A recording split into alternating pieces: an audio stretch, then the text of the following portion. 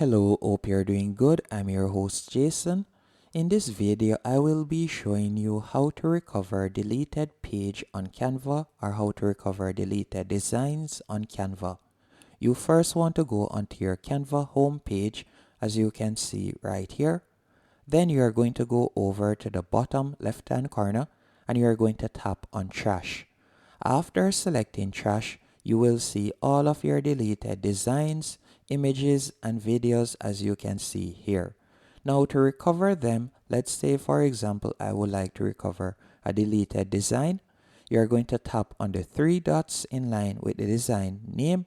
Then you'll select restore and you can see that it has now been moved to your projects, and the concept remains the same to recover an image. So let's say for example this image, you'll tap on the three dots, then you'll select restore, and you can also do the same when it comes on to videos. Hope you found this tutorial helpful and informative.